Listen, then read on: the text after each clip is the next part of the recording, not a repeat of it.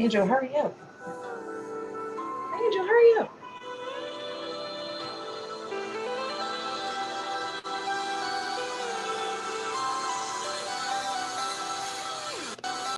Hi, my name is June Rochelle, and I own Detroit Couture. We are a fashion forward women's boutique, and we offer friendly sizes from small all the way up to 3X women's sizes, very generously fit, very great quality. I actually have on one of our pieces today. It's called the Cuffed Up.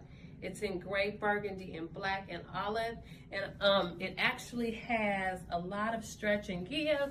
So listen, in this time, we try to make sure that first of all, it's quality and customer service that we offer our clients. And I'm so glad to have this opportunity to share with you. So go and visit us at DetroitCouture.com. And we are live on Love and Stuff, streaming through Restream on Twitch TV, YouTube, Facebook, and oh, wonderful. We got folks that are joining us from all platforms. Thank you so much. Damari Burns has joined us. Corey Reed, thank you so much for joining us on our multiple platforms. And I am here live with Keila Brintley, who we want to bring to you to tell her story and discuss her story. So welcome, Keila Brintley. Thank you so much for coming. Thank you. Giving us kind of the exclusive. I guess this is your first time really talking publicly about your story. And so I appreciate you coming on and tell us a little bit about you. I'm going to double back to all of the platforms. I'm kind of watching everybody. Michelle Pryor has joined us, but tell us a little bit about who Keila Brintley is. Well, Keila is a mother first. I'm a mother of a 17-year-old daughter. She just graduated this year. Congratulations. I'm certainly proud of that. Considering COVID and everything, they were able to have an actual graduation. Yeah. So she got to walk across the stage. I work for General Motors. I've been employed there for 23 years. I'm a writer. I also have my own podcast show called All the Way There Podcast. And I just enjoy life. I'm a bubbly person and just want to help people. That's it. Yes. And I'm so glad that, congratulations, first of all, rearing children, daughters, sons in this time and age requires a lot of prayer. It does. Very proud of your daughters. Congratulations. Is she planning to go away to school or whatever? Not go away. Thank God she'll be going to Oakland Community first for the first 2 years, and then we'll talk about going away. But with COVID, I mean, they'll probably be all at home anyway, a lot of them. Yeah, some people are still going to the campus, Keila. I don't know. But yeah, a lot of people are going to be doing it from home. It's a new normal, right? Yes. And so in your journeys, Doris Graham has joined us. Thank you so much for coming. In your journeys of all of this extraordinary things that you told us about Keila Brintley, and I attest that you're a smart young lady, beautiful person, bubbly person, has been over the course of years that I've known you. But at some point you were in a situation where you had to make some changes. Can you tell us a little bit about, we just talked before we got on air about a situation where you and another friend of yours decided that you were going to make this monumental move. Tell us about that. I did. So I decided that I was going to leave. Now, when I say I decided, the decision was I was going to leave, but it did not happen right away. Like I didn't go home and pack my bags. Like it was over a course of time of me getting my mind together. Mm-hmm. But it was something that she and I had discussed because we both were in very abusive relationships. Mm-hmm. I decided to leave and she didn't make it. So and Keila say she didn't make it. Her husband killed her. Her husband killed her. Yes. And in fact, you shared that her husband killed her, my Lord, in front of the children. He did. So when I think about stuff like that, I just thank goodness for the prayers, the people who are always out there, watching. Well, not watching, because a lot of people didn't know. I kept it undercover. I know people probably didn't suspect that it was as bad, but you know, people would tell me, you know, you used to smile all the time, you used to laugh, you used to be a sparkle, bubbly person, and that's kind of disappearing. So I'm sure they weren't aware of the specifics, but they knew that things weren't right. But I do thank God for the people who were in my corner, you know, praying for me and helping me along the way. Yeah. And when you say abuse, Keila, talk to us a little bit about when it first happened. What happened when you say abuse? What happened? Oh, I can give you a ton of stories, but we will start off, you know, mental, physical, emotional. Sometimes I feel like the emotional and the mental abuse is a little bit worse than the physical, because you know, the way I think of it, you can heal, a bone can heal, a bruise can heal, but those mind things, they last. You have to really work through those things. It caused a lot of self-esteem issues, depression, and if you don't realize that that's actually what's taking you through that, you kind of suffer in silence. Yeah. And I just want to delve, if we can, a little bit more into, so when it first happened, now in hindsight, they say hindsight is 2020, right? So maybe there were signs early on. So I wanted to ask you, you know, had you ever seen anybody in an abusive relationship? I mean, we watch it on TV, right? But had you ever in life seen someone in an abusive relationship so that you knew this isn't right?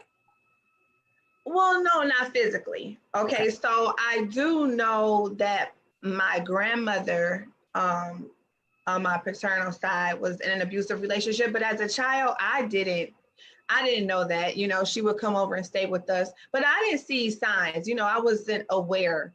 You know, when she left, I just thought she was mad. You know what I mean? But there were signs. Signs like anger issues. A lot of people dismiss anger issues. Anger issues can a lot of times turn into physical issues. The putting you down, trying to make you feel like you're not worth anything. Nobody's gonna want you but them.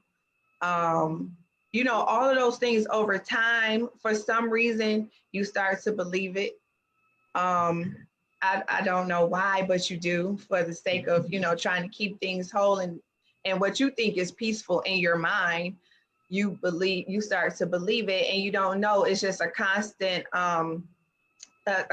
tear down, you know. And so it start more. It actually started verbal, more emotional. Yes, it was more verbal. Okay. And like I said, you don't really pay attention to it because a lot of times an abuser, what they'll do is they'll put you down, but they'll make up for it so great that you and what I mean make up for it so great is they'll buy you the gifts, they'll take you on trips, they'll tell you how much they didn't mean it. And so a lot of the things that they do, you kind of dismiss the negative part of what they did because they try to make it up with some type of a gift, in a sense, if that makes sense. Yeah, it does. It was one of the things I was going to ask you, whether or not after an episode happens, whether or not it was a makeup gift or a trip or even intimacy, you know, to try to convince you that, hey, I didn't mean that. Right. And so if you can recall, what were you thinking the first time that it happened? Were you thinking, oh, this was a mistake? He called me, and I don't know, you know, did he call you out of your name? And you thought, he was just upset? So the first time it happened, he was actually upset with somebody else. And he was so livid, and I came in to intervene, you know, like to try to diffuse the situation. Well, that was the wrong move. You know, I came in to try to enter, and next thing I know, it all flipped on me, and I looked up and I'm just like, I don't even know what happened. You know what I mean? Like, I don't even know what happened. Now, at this point, there was no physical, but it was so much verbal abuse that by the time I went home, I thought about it, and I'm like, well, maybe he just was so upset, that, and then I'll talk to him about it tomorrow, And then when I brought it back up, he was like, well, I didn't mean what I said, you just caught me at a bad moment. And of course, because I loved him and that's what I wanted to believe, I rolled with it. Mm-hmm. And in that moment, I'm trying to fix some echo that they're telling me I'm having. In that moment though, so you thought, okay, we'll talk about it later. What does that, if you can share with us some of the things that were maybe said, and because I'm trying to get at the emotional part when someone is humiliating you or degrading you. Basically, stay in your place. This don't have nothing to do with you. Who are you to tell me you don't control stuff to go around here? If I was gonna listen to you, then I would have asked you. I didn't ask you. And it all don't sound so bad, but it's bad when somebody is upset and you had nothing to actually do with the situation. But those are the little things that start to turn into the bigger things. You know what I mean? Like it started there, but when I really think back on it, that really was the start of how it started to build. Yeah. And so it built to what? What did it build to? To more upsetting things. They find out things that are passionate to you. And I'm just gonna say, like, I'm a writer, and who gonna read that garbage? Nobody's gonna read that garbage. And I'm like, okay, well, this is good material. Well, if I was you, I wouldn't put it out. It's stupid. It sounds stupid. And guess what? I folded the book up and put it in a cupboard, and I didn't take it back out. You know what I mean? Because I started thinking, well, maybe it do sound stupid. You know what I mean? I maybe it does. I mean, it sounds good to me, but I can't judge my own work. You know what I mean? So then I kind of hid that part. And then another thing is, isolating you from your friends. I don't like her. Every time she come around, you act different when you're around her. And I'm like, well, she's a good person. Well, I don't like her. And then you start slowly distancing yourself from your friends. That's the isolation type of thing. And the one thing that he could not do was isolate me from my family, because my family is very close. But even in that, there were certain things that I just did not share with them out of the fear of him being judged. So I didn't share anything, but I was hurting inside, Yeah. And so Keila, after it occurs a certain number of times, and now it's not a mistake, right? It's not a mistake. Do you begin to believe that you have contributed to this happening? Did you ever ask yourself, what did I do? I did. So I started thinking, maybe I don't say the right things. Maybe I don't wear the right things, and, I started to think I would try to change up, my attire, my dress, but really nothing I ever did was good enough. But I didn't see that until after I left the situation, that nothing was good enough. But there were a lot of times when I would, look back on it, and just all the negativity, all of that is to just kind of keep you suppressed. So you don't filter out, because when you get out in the world, and we'll get to that. That'll probably come much later in the show. You get showered with all of these compliments, and I'm thinking, well, all of these dudes can give me all of these compliments, but I only want them from this one person. You know what I'm saying? So it's got to be true, because he said it. Why did I have to take his word though? Yeah. I don't know. And probably because you were trying to love them. You had put your heart into it. And sometimes I think when we put our heart into something, it's hard to reconcile what is true and what is somebody's maybe warped opinion or someone's sales pitch to bring us down, right? Exactly. Exactly. So I want to go back to that spot right there, because you are and always have been a pretty young lady, Keila. Thank you. In my mind, I'm thinking, if he's not treating you right on the face, you already know that you're beautiful. So how do you how do you continue to stay? That's the first thing I'm thinking. And being on the outside, I might think that, right? People that are watching are going to say, if people are going to inbox me, Keila, and say, is she single? I get it every show when there's somebody attracted on the show.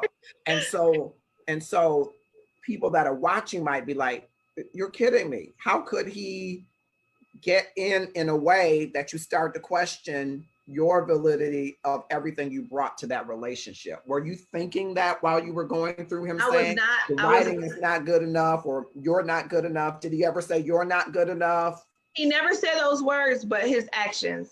Okay. You know, his actions. So I didn't think that while I was in the situation. You know, what I thought was, I need to do everything that I do to make him see that I am right.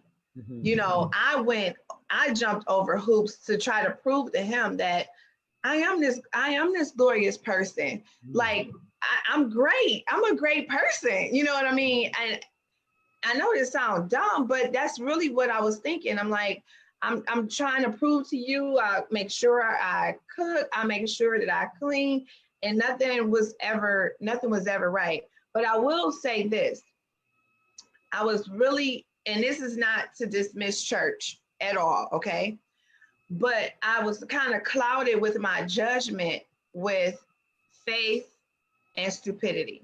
Mm-hmm. So I decided that as long as I have faith in this situation, it can work, because when I go to church, they tell me that, you know, you pray and this can work. So I'm praying for this man all the time. And I'm like, Lord, you got to change him, because I don't want to break up, you know, this situation.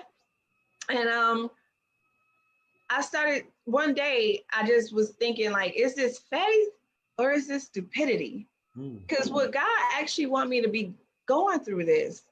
I don't think he would. And then I went to church to pray, and I stepped up out of boldness and was like, I want to pray for my situation. And this one lady turned around to me and said, do you feel like you're doing everything you're supposed to be doing as a woman of God?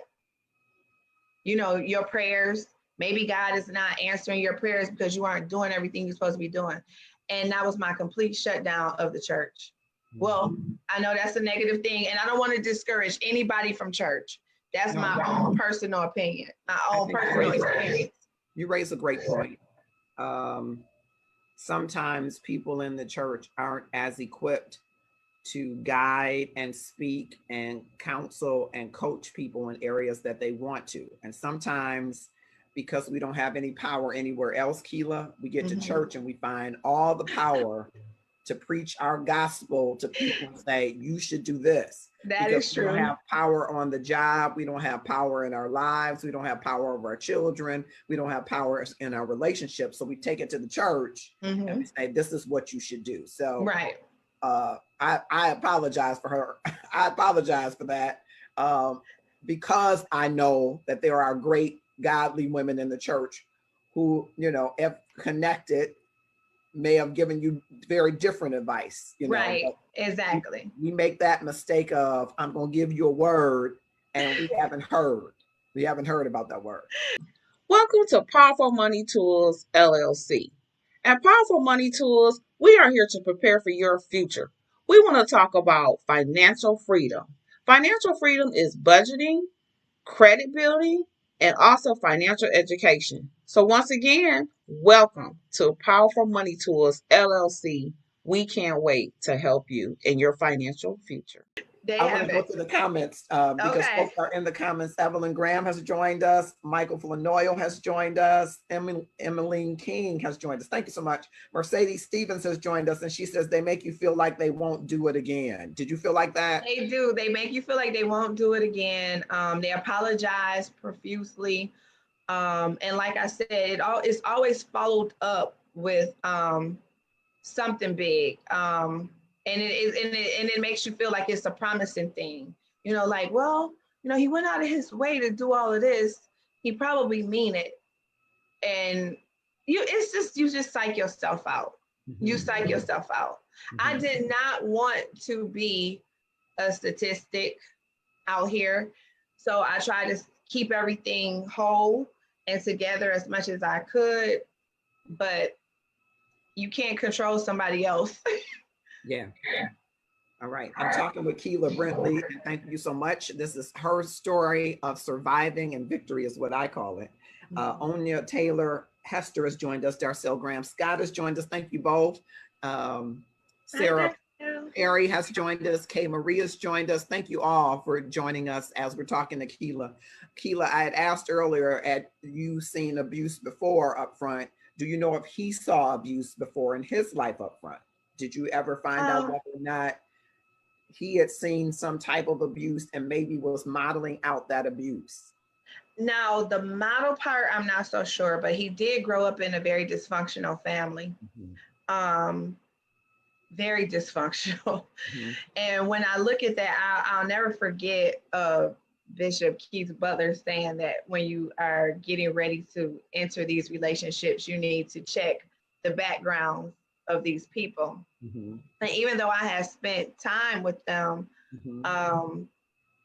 you know, it was like, okay, who doesn't have a level? Okay, let's just be real. I just wanted to be with this man, okay?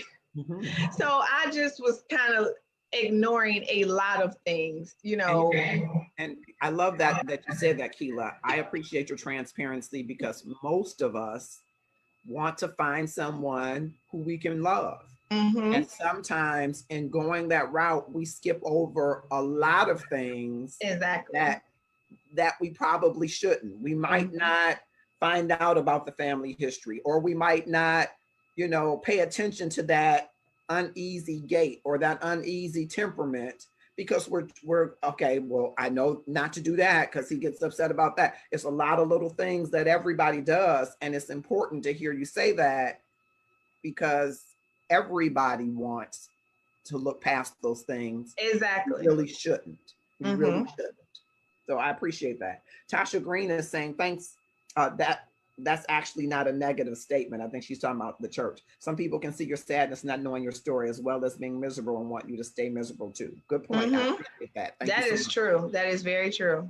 But Beth Mullen says this transparency is needful. That's what I was telling Keila. I think there are so many women out there, Beth, and men, and the reason, and I'll get to that in a minute, who need to hear the story.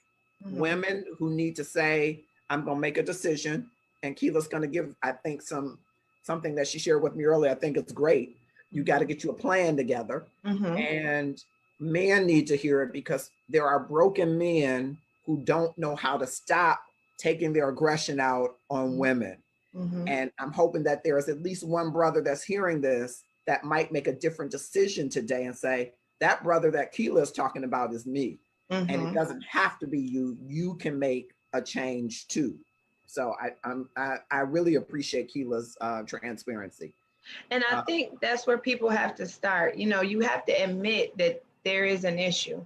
And if you cannot admit, you know, even approaching the situation when trying to save the relationship, they never thought that they had an issue. So you can't fix something if you don't think it's broken. And that's important. Yeah, that's very important. Do you know if there was any alcohol or drugs as a factor in the situation? No alcohol or drugs, just anger issue. Just anger. Yeah. Just angry at the world. Just angry. And I know I tell a lot of you know, young women when they're dealing with these situations, sometimes the anger, it'll start off being passed off at other people. And then they'll kind of take things out on you. And then they're like, well, it really wasn't it wasn't directed toward me.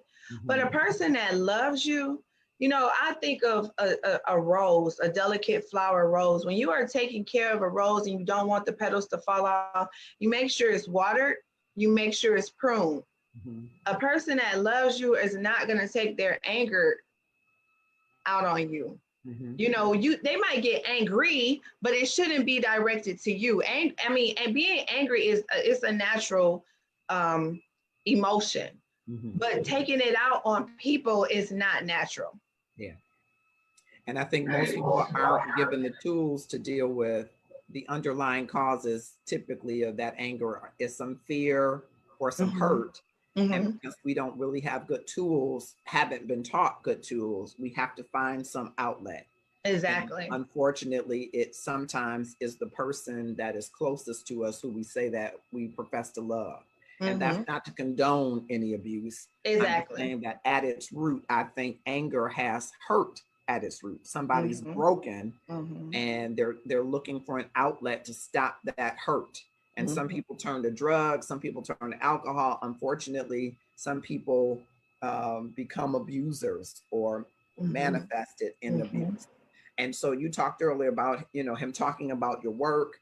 Did it manifest to verbal abuse in a way that he was calling you out your name? And to the physical abuse, did it go to a level where the authorities ever had to be called? What? So some neighbors called the authorities. Okay. You know, I never called the authorities because I had this idiotic belief that if I was not ready to leave, if I wasn't ready to leave, I was not going to say anything because I knew that they will haul him away and I was going to still be at home. You know what I mean? So I thought I was just sparing some people, you know what I mean? But neighbors have called the cops because they heard situations and they would call the police over. And I remember a time, you know, the cops coming to my door and asking me, you know, are you okay? All you have to do is, you know, just nod and let us know, you know, you want to be out of this situation. And I'm like, no, I'm fine. And the cop looked at me and he was like, well, do you want to step outside? And I'm like, no, I'm fine.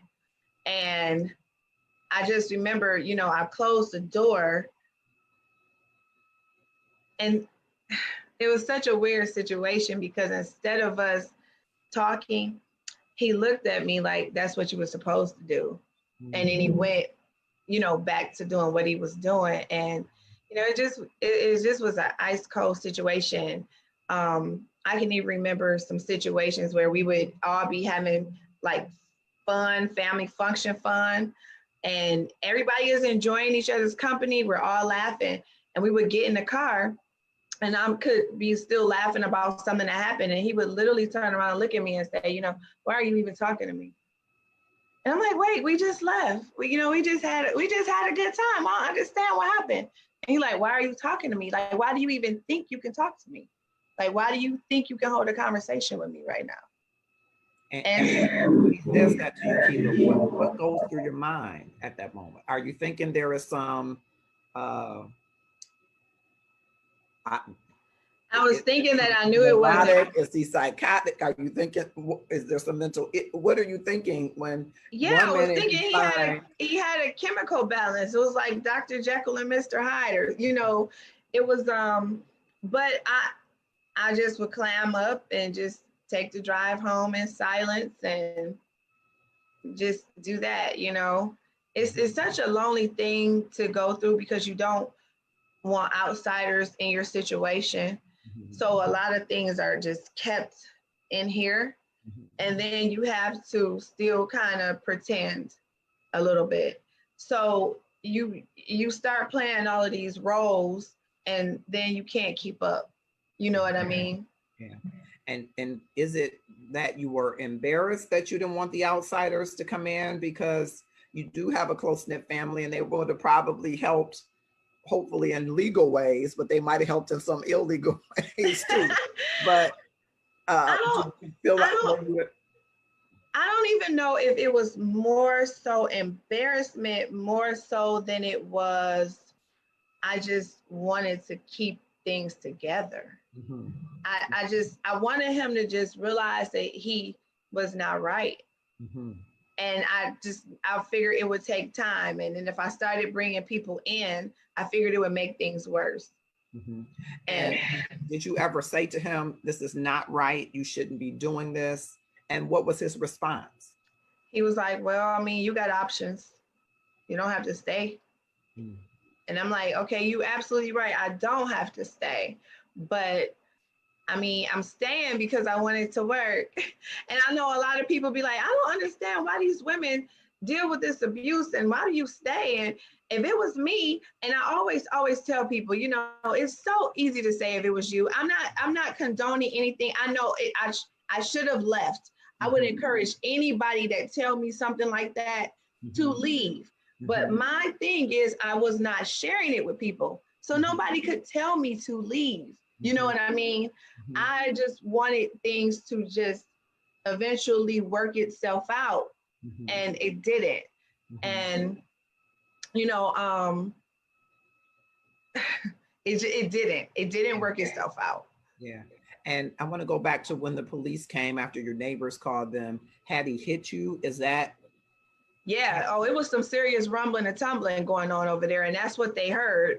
And it started out, and I don't remember exactly what the argument started, but it was about me asking him a question about something he felt he didn't want to answer. And I got upset, and I'm like, okay, you know, I'm tired of going through X, Y, and Z. You know, you're gonna either give me the answer, and I'm not saying exactly how it happened because, you know, my memory is foggy, but I just remember that it ended up being a fight, a physical fight. And apparently my neighbor heard all the shouting match, and she heard the fighting, and she called the police. And then she actually came over the next day and was like, you know, are you okay? And, you know, I just heard so much stuff going on over here. I got nervous. And I'm like, I understand. I'm like, but I'm fine. But I still, you know, that had happened 3 years before I had even decided to leave. Yeah. And what are you thinking when you're telling your neighbor, I'm fine, but you know that you're not? I'm just trying to get her to leave. I'm just telling her something just to get her to leave. You know, I'm fine. I'll be fine. It wasn't that serious. You did hear us fighting, but all couples fight. It wasn't that serious. Don't act. Basically, in other words, I didn't say this to her, but in other words, mind your own business. Yeah. Okay. That's basically what I was saying. Yeah.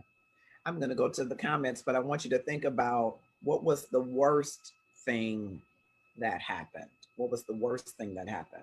Tamika Austin has joined us. Walter Holman has joined us. Christina Smith says, I understand. Tamika says, having a solid plan and outside support is extremely important to ensure you can end the relationship safely. Unfortunately, you gotta have a plan. Close friend to domestic violence, and looking back, I wish I had been of better assistance. Tasha says, I understand. My question to her is, did she lose herself in this relationship? How long did it take her to find herself again? I did lose myself. Great question. We're going to talk a little bit more about that. Thank you, Tasha Green. Kim Wilson has joined us. Thank you so much. Kynitra Gwen, I think I'm saying it, says embarrassment plus shame equals abuse. Okay, thank you for that. My Fam, My Life says, did your daughter ever see the abuse? We'll talk a little bit about that. Lynn Shaw says, did you have anyone to tell during the abuse? And I think, Lynn, what she's telling us is that she didn't really want to tell anybody because she so there were people. There were people that I told little snippets to. So like, I have a best friend. She wouldn't know extreme details, but I would, you know, because you talk to your friends, but you make them seem light. And she like, oh, you know, I hope you guys, you know, work things out. But there was one time I couldn't dismiss it because I ended up in the hospital with a broken wrist. And she went down with me. And at that point, the doctor came in and was asking me some questions. And I had did the typical I fell down the stairs story. And when the doctor left out, my friend literally turned to me and was like, you sound like an abused woman. And I'm like, whatever. And I kind of laughed it off.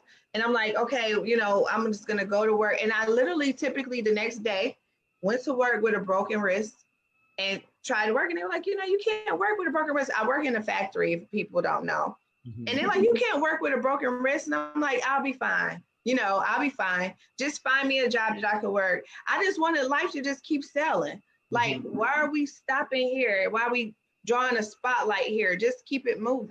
You know what I mean? And a broken wrist, ending up in the hospital, life was telling you that it wasn't getting better. Were you ever fearful that you were going to die, that he was going to kill you? Oh, there were, yeah, there were a couple of times.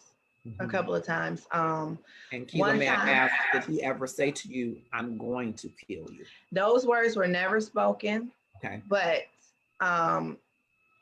when I finally decided to fight back, I literally said to him, somebody is going to die tonight, because I got tired. I finally had got to a breaking point and I had gotten tired.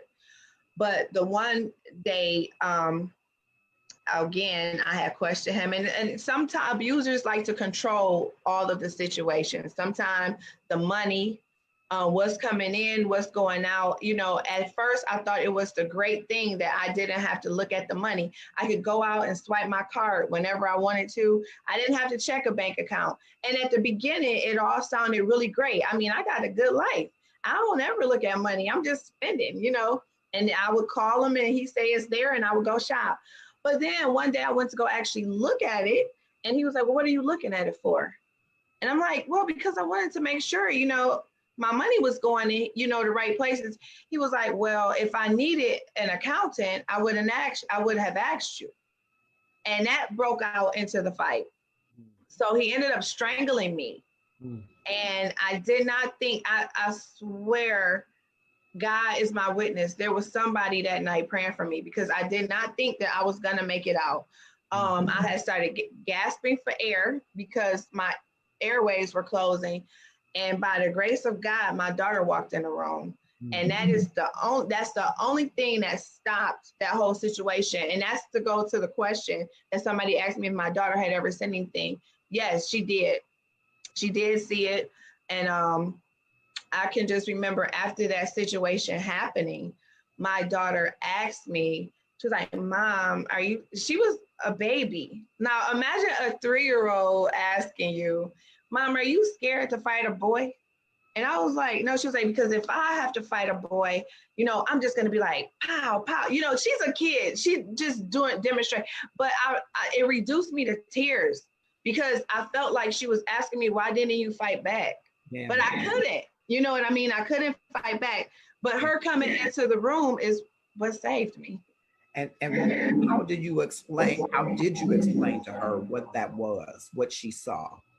So at the time, I didn't explain. I just was thinking, she's young, she probably won't remember.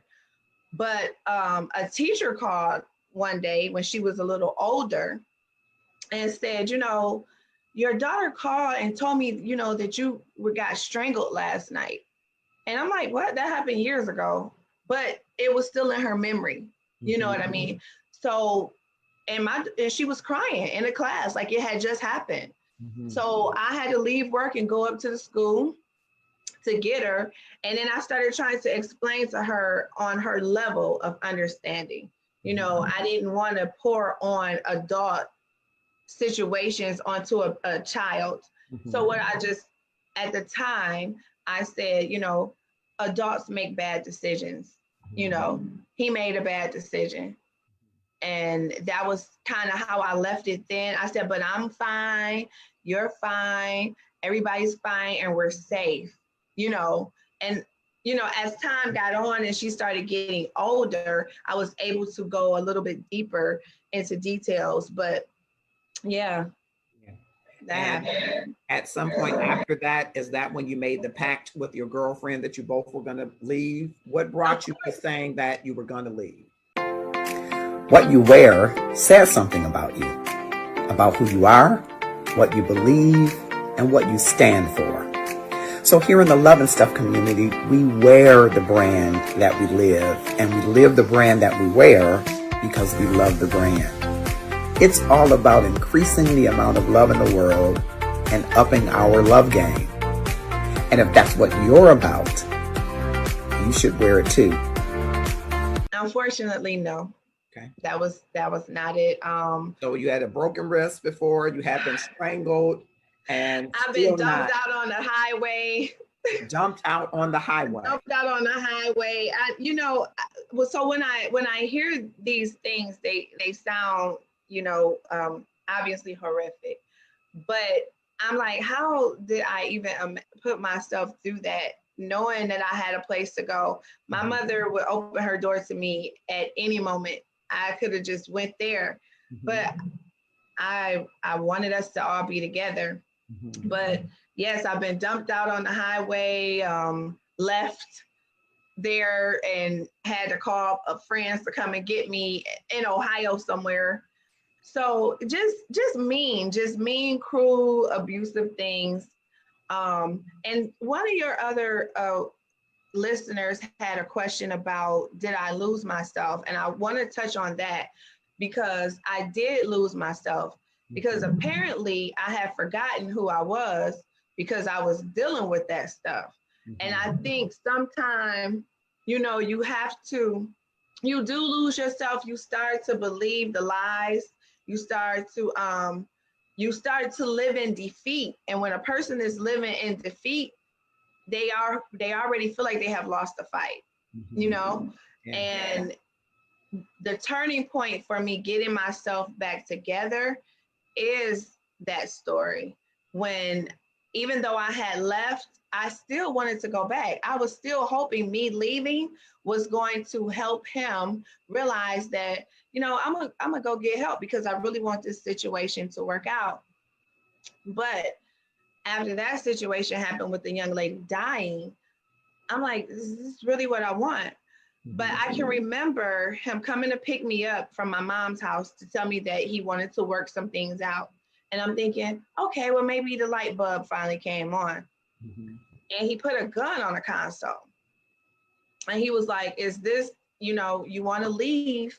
He was like, you want to leave? You want to work this out, or do you want to leave? He was like, which way do you want it? And I'm like, well, why is the gun up there? I mean, if I say that I don't want to stay, you know, are you going to kill me? I mean, I didn't say that to him. This is what I was thinking in my spirit. But I started praying.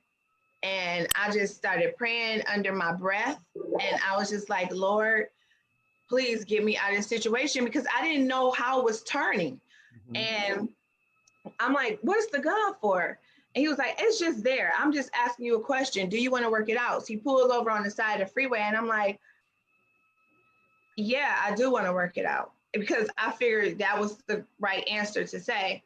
And then he took me back to my mother's house and I left. But I knew at that moment, it's a wrap. There is no way I can go back to that situation, period. And sometimes people ignore all of those red flags, and they lead you there, but you can get out early. Like, get yourself a plan, devise a plan, and work that plan so you can be safe for yourself, for your kids, for your sanity, like you said in the promo.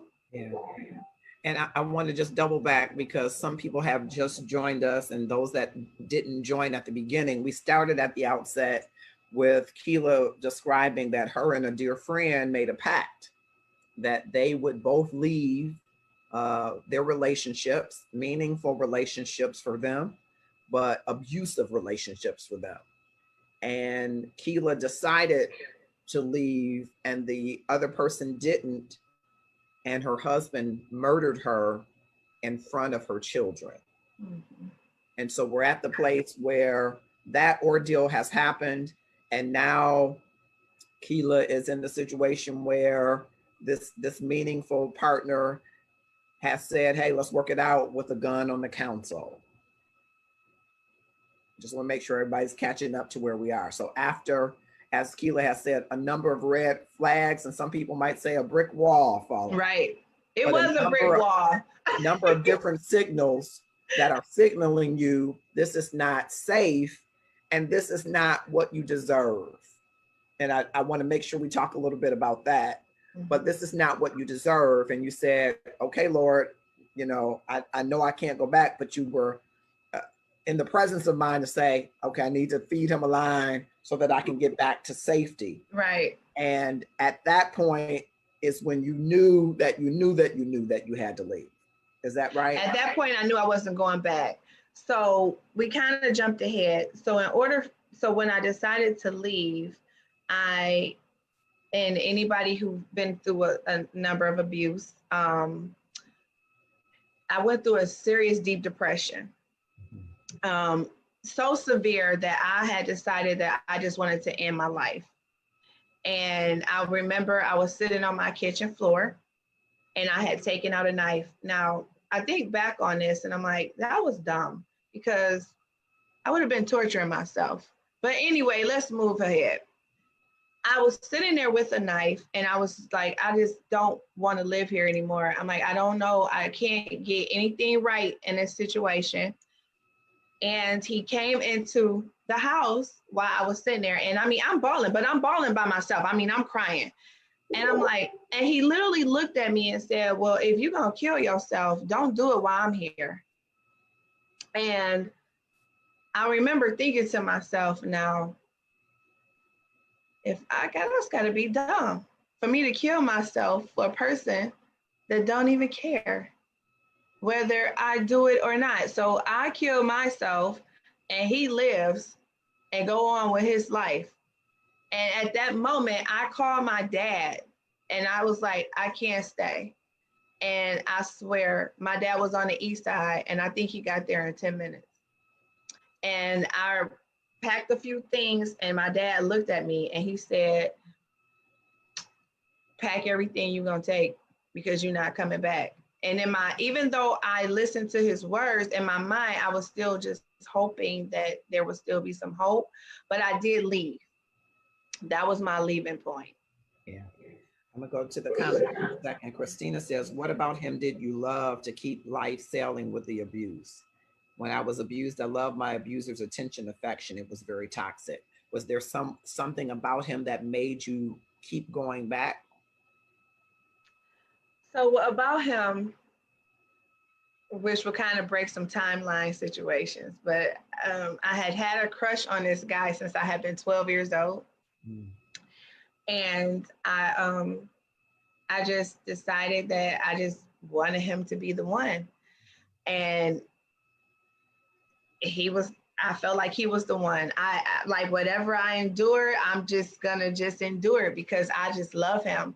But in the process of that, I was loving myself less.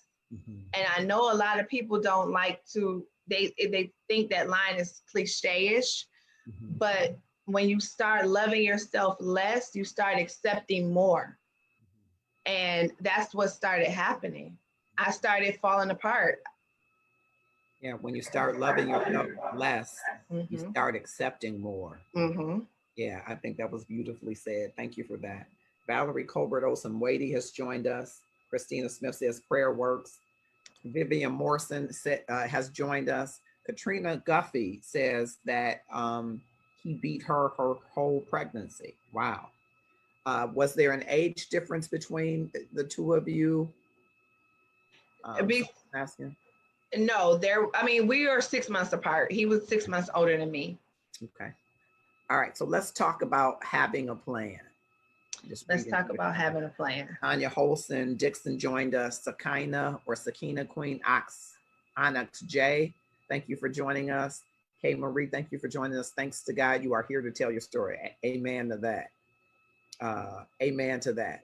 Amen. Again, I often, not as eloquently as you said, but I often wonder if people really understand their value when they're going into relationships.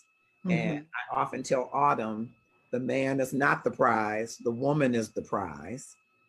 And if the man isn't willing to treat the woman as a prized possession, it's the wrong place for you to be, because everything that God designed for the woman designed you to think that you're the prize. Right. So that's why there's these forces of darkness to convince you that you're not the prize. Exactly. The woman's for the glory of man. Everything about how God designed the woman was for the man to regard her as a prize, not as a trophy, because people get that mixed up. Exactly. But as something of great value. And I think, so there's so much work, right, to try to get the woman to believe that she is not of value and not the prize. I think it's so important for people to hear that at some point you valued you less in the whole exactly together something that really wasn't serving you well. And so, the thing is, when people when a person realizes that they can treat you that way, Mhm. it just gets worse. Mhm. So once respect is discarded, Mhm. you know, it sets the tone of what they can do more, of more that they can do. And then it's almost like a person on drugs. They start off maybe just smoking marijuana, but then they need another high. Mhm. So they go to the next drug, and then they need another high. So they go to the next drug. And that's what abuse is. It starts off here and you accepted it at that level. Now let's turn it up a notch. Mhm. And that's basically what happens. Mhm. Yeah, before I talk about the plan, or you talk about the plan, uh, I'm wondering, because your daughter did have some experience, seeing or hearing or whatever she experienced. Now that she's about to be an adult, and I saw the picture, she's a cutie pie. Yes. It's going to be Thank you. boys and men that are going to be trying to talk to her. So what have you done to help prepare her? Because she is as beautiful as you were when you were that age. Thank you. She is going to be articulate and smart, but so were you. And so what are you helping her to see or do differently so that she doesn't love herself less and accept more? Now, one thing that I love about my daughter is, obviously, because I went through that situation, she did not know the situation. I've never shared anything, personal experiences outside of what she saw with her. And I've never even spoken a negative word about him to her. Okay. But what I did do is, even a little child, like even when little boys would pick with her on the playground, I'm like, don't accept that. Deal with that. You make sure you let the teacher know. Do not let a little boy pull your hair. Do not let a little boy hit you, because that all, I know that if they say that the little boy like you, but at the end of the day, those are little subtle things of being bullied. You know what I mean? And I can say, as an adult, because before I had this show with you, I had to sit down with her and the party person to let them know that I was going to be doing this. And we were able to go into some detail, not a lot of detail, but some detail. And I'm proud of her, because she's got her head on straight. And some of the things that she said, she was like, Mom, I would not tolerate that. I know it's so much easier said than done, but what I like is that I have kind of drilled that in her from my own experience. And I don't want her to be a hardened heart, but I want her to know that she don't have to accept it. So yes, that's a conversation all the time. That's great. I'm glad to hear that. Tawana Graham has joined us. Yvonne Garrison has joined us. Katrina says, I'm literally in tears right now. Bless your heart. Deshaun Tatum has joined us. Yes. And so let's talk about the exit plan. I think, and I just want to ask you this, before you have a plan, do you really have to have a reason to leave? Okay, so for you to have a plan, yes, you have to have a reason. Yeah. And if you don't know your why, then you won't come up with a good plan. So I say, for people who, because like I was fortunate, I had a job, I had my own car, I had my own means. So I was able to move in with my mother and stack up some cash. Some people are not able to do that. So what I say is, you have to keep some supportive people around you. You have to be willing to open up to people. Now, some people are afraid for their lives if something happened. I literally had to go down to the police station and put out a PPO against this person, because they like I said, they had never spoke the words, I'm gonna kill you, but they would always make sure that they would, and I'm not sure if I'm saying this right, but show their guns to me to let me know that, step out of line or whatever. And that started making me fearful for my life, because I was just nervous. So I had to put a PPO out. But if you are afraid, you have to start getting some paper trails. I never wanted to have a paper trail because I didn't didn't want evidence. I didn't want it to be on paper. But this doctor, my doctor, I went to the doctor for some other injuries that had happened during this situation. And she made me like my mother type style, like, you need to fill this out. And so I filled it out. And that, out of the one document that I filled out when I went to the court for my PPO, it was the only document that I needed. Because when I went to the doctor to get a copy, they said, well, we need evidence. I wouldn't have had any if she wouldn't have made me write that. And what she wrote in those notes was so detailed that the judge granted it right there. You know, and you got to have documents. You have to have stuff on paper. You have to have people who will help you out, you know, and you have to trust somebody. If there's somebody out there that you can trust, if there is not, find a shelter, you know, find somebody, but you have to get yourself out of those situations. And you mentioned that you went to the doctor for some other injuries. So what was the worst? Was the wrist breaking the worst injury? So like I've had, you know, face bruises, obviously soreness, you know, from fighting. I would probably say that the wrist physically might have been the worst, but mentally was the worst. Mentally was the worst. And what would you say mentally that happened that was the worst? What was it? I think because, like that young lady asked that question about losing yourself, because you lose yourself and then you become this downtrodden person. I'll never forget this coworker. He and his wife they kind of had adopted me. I was young, well, younger. And he would always call me Sunshine, because he would call me, or Sparkle Eyes, because he was like, your eyes dance to me. He was like, I love your eyes, they dance. He was like, when I see you, you know, you're just a happy person. And one day I was working and he literally came to me and he said, you know, your eyes have lost the sparkle. And I was like, oh, he was like, but whatever it is, I hope, you know, you do something about it to get that sparkle back. He was like, and that's whatever it is. And I'm like, okay. I mean, I listened, but people do take notice of that. Those were the things that started to change within me. Those were the emotional things that I didn't even know that was taking over my outward appearance, you know. And like I said, the beauty, it doesn't matter. It's never been an issue for a guy to come and talk to me, you know, like, you know, hey, you know, how you doing?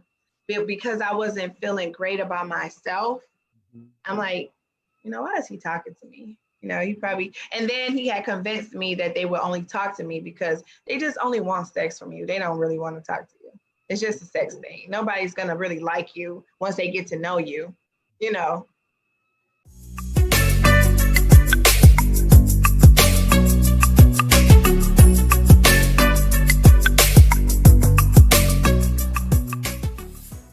Marriages to begin with wasn't about love. It was about protecting the wealth. And that's where the dowries came in. Somewhere down the line, people tried to make it about love. Well, which one is it? Is it about protecting the wealth of the family, or is it about love? What is it? I mean, at least she was honest. It took her 20-something years and 4 kids, but at least she honest. And if Shaq said, you know, wish her the best, that is. Yep. And I just want to let people know it happened a lot more. And I don't think people should really be jumping on Shani about that. Like, those are feelings. I'm happy that she was able to express them. I don't know if she was trying to dog out Shaq by saying that, but they asked her the question and she was honest. So can't be mad about that. Can't be mad about honesty. I just wish her the best moving forward. And during the time that he is abusing you mentally and physically and emotionally, are you all still engaging in sex? Yes. Yeah, pretty much so. Because I felt like that was I don't know. I felt like that was our only true connection at the time. I substituted the sex for love, you know, which a lot of people do often. Absolutely. Absolutely. we talked earlier, and you talked about because you had a job and a car, but you talked about, hey, get a part-time job at Target or do something, start Yes. to build your plan. So let's go back there. What would you suggest to women about, because there are some women who don't work, they're in the Right. homemakers, and there might be some who have built a life where they can't maintain it without that second income. So what do you advise to women who are ready to get out?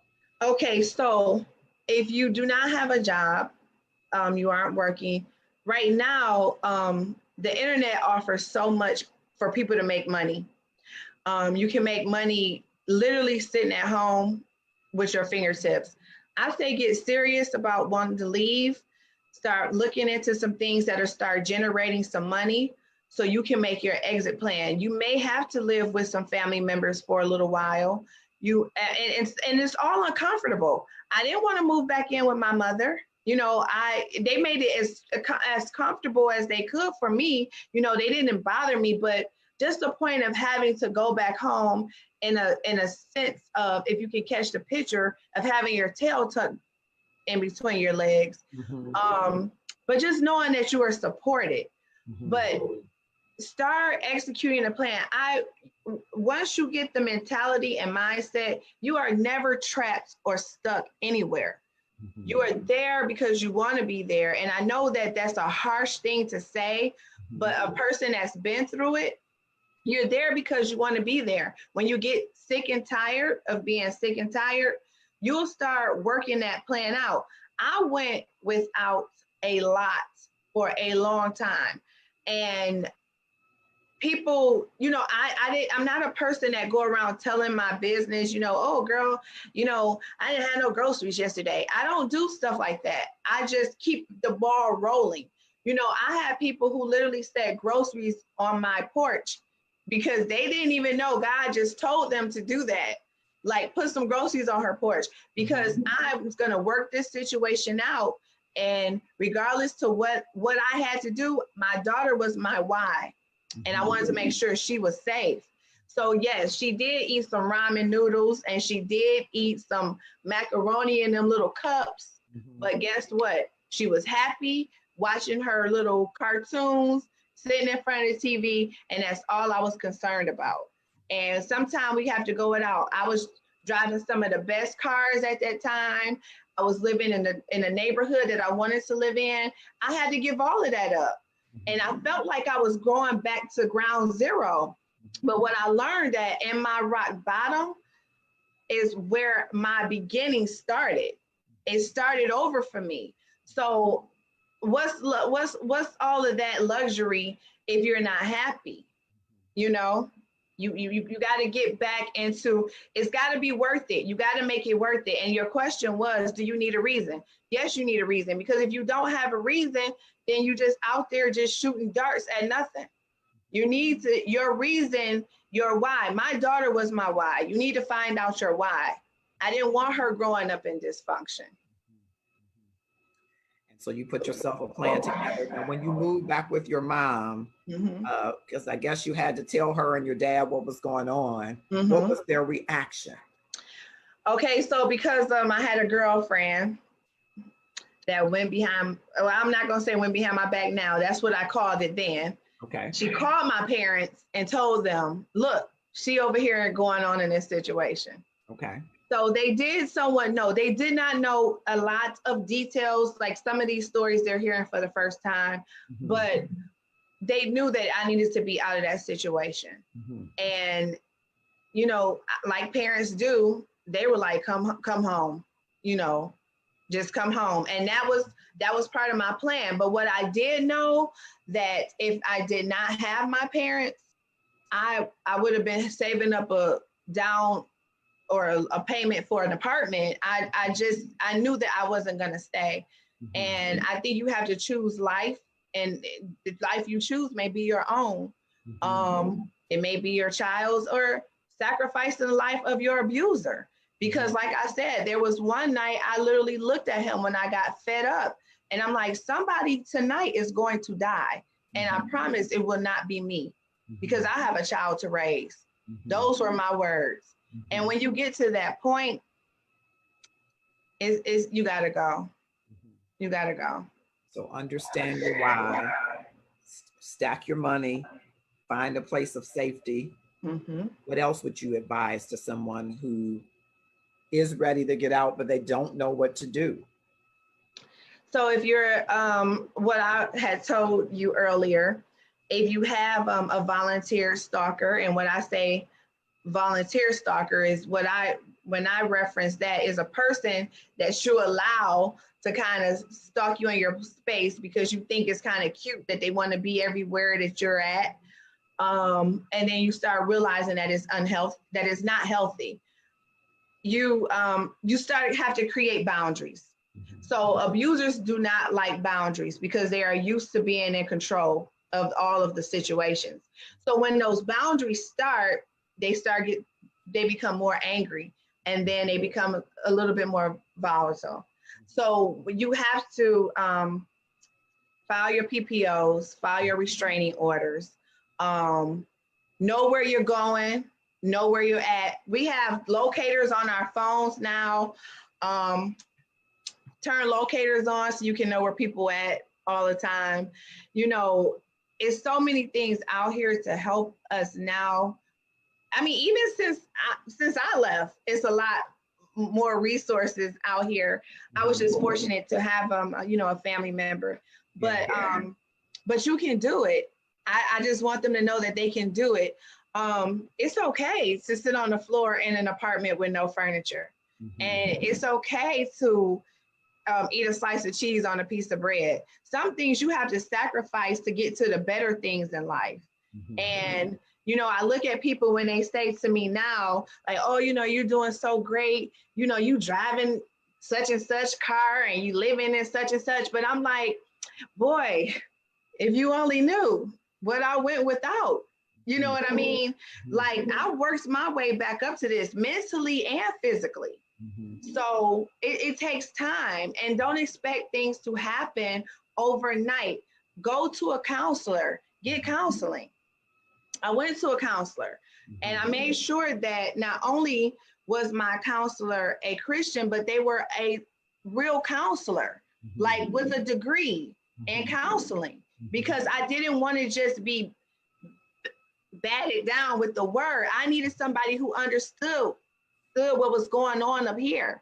And she broke those things down to me, like, in order for you to start building yourself up, this has to take place. So you need counseling. Get your children counseling, get yourself counseling. And there's free counseling out there too, because guess what? I could not afford a counselor. So I found free counseling, and that's what you do. Okay. Now, Tanya Hosley is saying, you can say my name.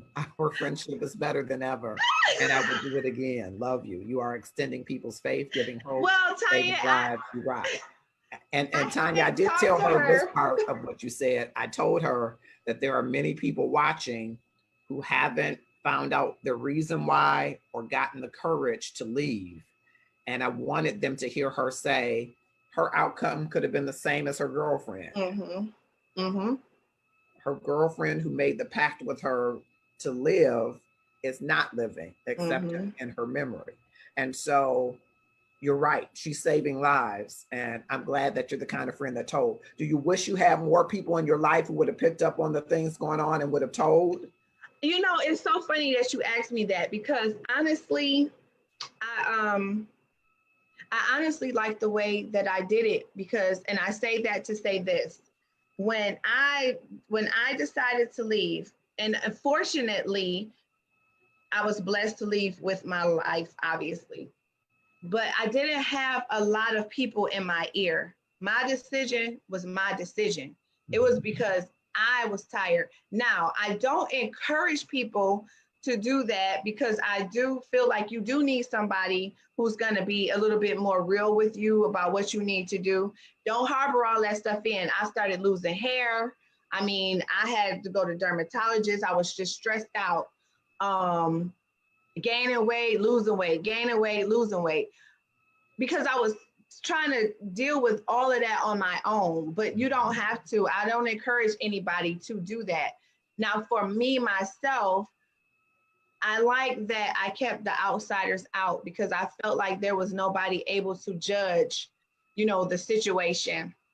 Or I know this may sound crazy, but as protective as I was, or even him, you know what I mean? Because I remember having a family member literally tell me when she found out that, because a lot of my family didn't even find out until it was actually finito, it was done. And they're like, what? And they're like, well, if you had come to me, it probably would have worked out. And I'm thinking, you don't have a clue as to what I went through. Like, you literally don't even have a clue, because I never wanted to tarnish his name. And I never wanted to make him, even though he was the bad guy, I never wanted to make him look like the bad guy. Why is that? Because I feel like people should make assessments of people for themselves. Okay. And I did not want to use my story to turn people against him. Got it. Michelle Pryor saying, how long did the counseling last? Do you still see him or her, the counselor? I do not see the counselor anymore, because I feel the counseling lasted probably for about a year.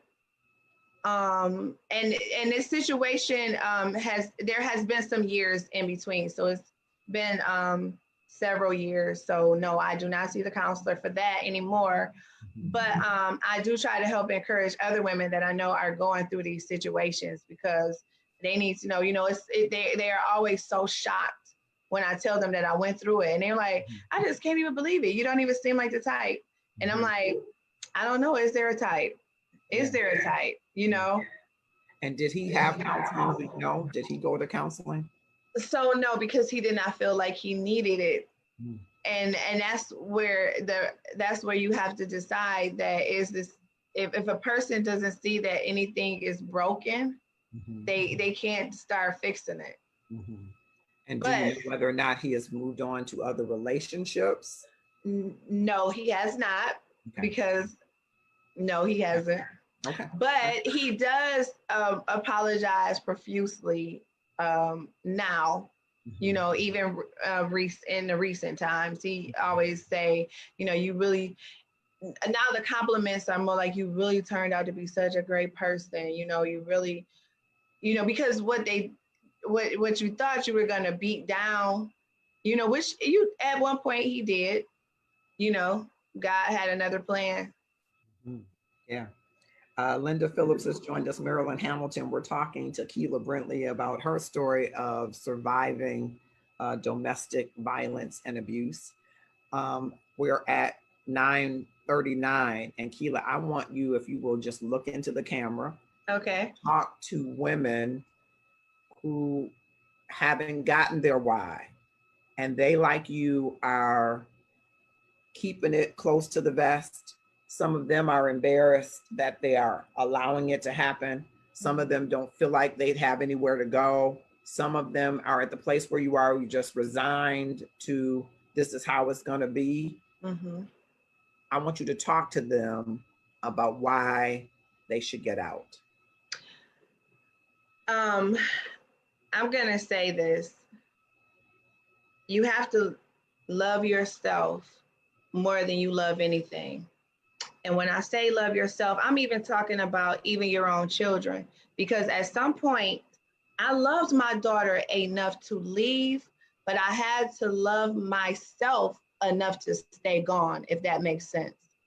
And you have to decide that if you are going to leave, you don't want to look back. And I always think about the Bible scripture, Lot's wife, because I feel like sometimes if I had went back, I wouldn't even be here to tell this story, because I don't know if I had went back to that situation, it could have been the end of me. Things were not getting better. So you have to get a plan. Find out your reason why you want to leave, for your own safety, for your children's safety, for your sanity, for your peace. And so you can just be a better human being in this earth. I mean, when you're walking around and you're in that fog, you really, you aren't helping anybody else because you got so much turmoil going on the inside of you. And you just want that peace to settle in your spirit.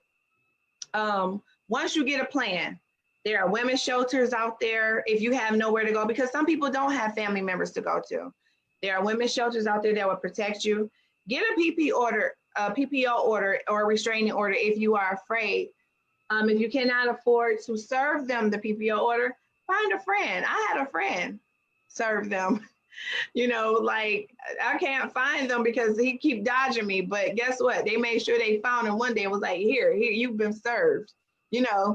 So there are a lot of resources. But I will say this: when you are absolutely ready and tired to leave, and tired of going through what you're going through, you will find a way.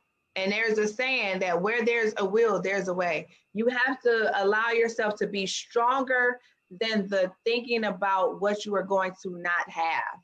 And that's if you're in a marriage, the embarrassment of knowing that the people on the outside is going to know what's happening, the divorce. All of those people over time, guess what? They forget about it. You know what I'm saying? Then you stuck trying to pretend to have this old pretty life, but a year from now, they done forgot about it. They done moved on to the next person that's going through a divorce. You know what I mean? So you can't think about the other people. You have to think about yourself. And that's what's important. And that's what I want them to know. You can do it. I did it. I literally had lights turned off, electric. I mean, nobody knew. My own parents didn't even know I was sitting over there in the dark, because I'm not the type to go knock on somebody's door for money. I'm going to just make it happen. And I think once you're willing to just make it happen and make your life greater, you'll find out that you can do this life. You can do it without that person. And a lot of times people are afraid to leave. They don't want to be alone. But I would rather be alone than to keep continually being abused, beat, abused, and mentally abused. At some point in time, that insecurity you have to drive that out and just believe in yourself. You can do it. Any woman out there that is listening to me, you can do it. I did it. And Keila, what would you say to a man out here who has begun verbally abusing or emotionally abusing the woman that he professes to love? So, like I said in the beginning, first of all, that is not love. Okay. And I know that some women have, if he don't yell at me or don't say anything wrong, then he must don't love me. But like I used the example before, love is taking care. When you love something, you take care of it. You cherish it. I mean, you water it. Like my daughter, I'm going to make sure she eat. I'm going to make sure she get the proper sleep. I'm going to make sure she signed up for school. I'm not around here tearing her down, because guess what? I love her and I want the best things out of life for her. Somebody hitting you, mentally abusing you, that is not love. It is not love. I know we want to mask it up and put it in pretty boxes to believe that it is, but it is not love. He does not love you. And really, it's an ego trip thing. He loves himself more. He loves being in control more, but he certainly do not love you. Well, Keila Brintley, this has been an awesome show. I want people to see that Keila Brintley is a beautiful, intelligent, caring sister who opened her heart to share that this could happen to anybody. To anybody. And you can be in a situation where you're just trying to love the one that you're with and find yourself loving yourself less and accepting more. Exactly. And I hope that you see this story and share it widely and understand that if Keila Brintley can get out, make a plan and get out, find her reason why, document, which is another thing I think is important today. If you're getting bruises and broken wrist, and hopefully you're not, but if you're having these things or incidents, documentation, so that you will be able to get a protective order if needed, or whatever protection you need. but you can leave your situation and move on to a better life. Mm-hmm. Keila Brintley did it, and you can do it too. You can. Yeah. I believe in you. Yeah. Where can they follow you? I know you have a podcast. Tell us a little bit about that and how they can follow you, because I believe that there will be women, like I told you before, though, there will be men who will inbox me and ask, are you single? So go ahead and let the brothers know. I am single. Okay. So you heard it. She's single. So before I say this, you did ask another question about the men, you know, who have found themselves in this situation. If this is you and you are listening, and it's a relationship that you actually do want to work with, because I know some people do, please get help. Mm-hmm. And you have to admit to yourself that you are wrong. You have to admit that there is something going on the inside of you that needs work. Mm-hmm. And I believe if you want the help and you go get the help, you can change. I do believe that people can change, but you have to want to change. Mm-hmm. Nobody is your punching bag. Everybody keep their hands to themselves. But if you find yourself in those situations, get anger management counseling.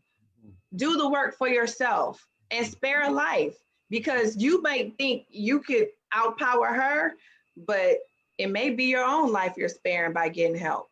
And I cannot stress that enough. But you can follow me. My podcast is All the Way There Podcast. I'm on Facebook, I'm on Instagram, and we pretty much go there about everything: women topics, politics, racism, anything, we go there. So you can find me there. All right. Keila Brintley, thank you so much for giving us the exclusive opportunity. I'm just honored that you would open up and share so transparently of the things that have occurred in your life and that you have become victorious over. I have. I'm just so honored that you shared this. And I know that there are many women and men who are helped by this. And I hope that some will connect with you. I think we'll have you back, because I think as women are starting to talk in the comments, people do need a place where they can talk to somebody without judgment, because that's one of the things that we get lost in, right? We get lost in, well, why did you do that? Or why did you let somebody do that to you? Feeling judged keeps people in the closet. It keeps people from sharing things that might help them get the exodus or deliverance that they need. And so wherever we can create a safe space for women to talk, I'd love to have you back. I would love to come back, because it can be such a broad subject. And anybody who's listening, I will have Kaylin Risker Fahy on my podcast, who also has another phenomenal testimony of how she came out of an abusive relationship as well. And she is very active in the community with her Safe House project. And I would encourage people to listen in on Sunday to hear her, and they can get more information. But adding to what you said, I would love to come back. It's such a broad topic, and prayer does work. Like I said, I didn't want to run anybody from the church. Prayer does work. I believe in prayer. I believe that there were people praying for me. I am praying for you. I am praying for any woman listening through this thing. I'm praying for women, period. But for you tonight, my prayer is for you, that you can do this. God will give you a plan. You don't even have to create your own. He'll give you one, and you can walk this thing out. Wonderful. Thank you so much, Keila. You're welcome. Appreciate you so much. Thanks for being here. You're welcome. Have a good night. You too. Thanks.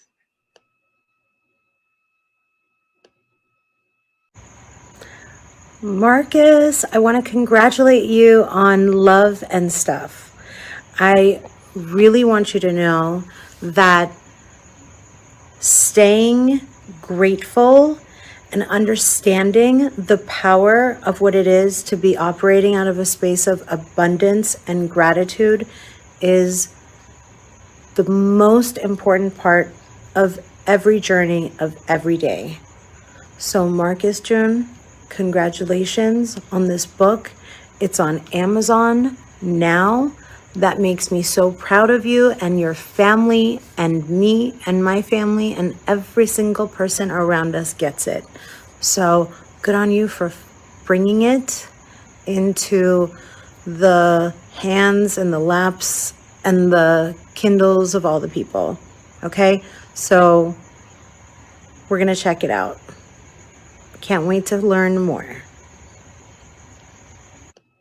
And that was our guest, Keila Brintley. I hope that you will share this widely with all of the women in your circle and all of the brothers in your circle, because here's one of the things that I've come to know, that many times we as bystanders see and hear of things that we know are not right, but we say that that's not our business. And so we don't get involved. And sometimes I think in the great memory of, I'm thinking of Harriet Tubman, sometimes you got to have code and safe spaces that people can land to let them know, I see you. And when you're ready to get out, I'm here to help you. And so if there are brothers and you have a sister, you have an auntie, you have a cousin who seems not to be, as you heard Keila's coworker said to her, the sparkle in her eyes are gone. Or you have someone who's changed their countenance or disposition and something just doesn't seem right. Make yourself a committee of one, not to be in their business, but to signal them, to let them know you see something's not right and you're available. Because it's going to take a broader collective community to stand up and say, domestic violence is not acceptable. It would be the same in our discourse and discussions around racism until we come together and stand up and say it and say, we see you and we're going to hold you accountable for what you do. We can't expect the change. And even more so, it's harder to empower people with the courage to stand forward in their truth to change. Everybody wants deep down inside to have a good life, but it takes courage and support to stand forward when you're not experiencing what you feel like would be a better life. And for those of you that don't think that you deserve it, I don't think that you will find a more beautiful woman than Keila, or as beautiful a woman. And you have to feel that beauty inside. You heard Keila say, I started loving me less, so I accepted more abuse. And if that's you, you got to get about the business of loving yourself. And I know the church doesn't always get it all right, but God does. He is the quintessential love. And he wants you to love in response to his love, his very essence of love, to love him with everything you have and your neighbor as yourself, which means you've got to do a lot of loving on yourself so that you get back to the place where you value you and that you affirm and attest that you deserve the very best. Don't resign. Don't give up. And if you have given up, get up. As Keila put that knife down, because that person that you're trying to take yourself away from maybe isn't at the capacity to love you or him or herself for you to withdraw yourself from this world. He or she is not a reason for you to no longer exist at their hands or yours. Be about the business of upping your love game for yourself and getting your game plan to get out of abusive relationships. Keila Brintley said it, you can do it. And you don't even have to come up with a plan. God will give you one. I'm Marcus Holmes, and I feel so honored and blessed that Keila would share with us her first public. She shared with many women one-on-one, but her first public transparent discussion about her journey to survival. She's surviving, and I would even submit to you, she's thriving. And I invite you to join her and do the same. If you need help, inbox us so that we can get you to resources that will help you. There is help available to you, many free resources, and we'll put some together so that we can post them on the page. But if you need help and you don't know how to leave, talk to somebody. If you don't feel like you can trust the Love and Stuff inbox, it's the most confidential place I know. Get with somebody that you can trust. Reach out to them and start to work on your reasons why and make for yourself a better life. I'm Marcus Holmes. This has been a great edition of Love and Stuff. We're here every Tuesday at 8:30 Eastern Standard Time. Join us on the gratefulness journey. We'll drop the link in the comments if you haven't joined it. It's just 3 things that you're grateful for, spoken aloud every day, share with 3 people. After 30 days, you're on a journey, my friend, to power your existence. Thanks so much. Have a great night.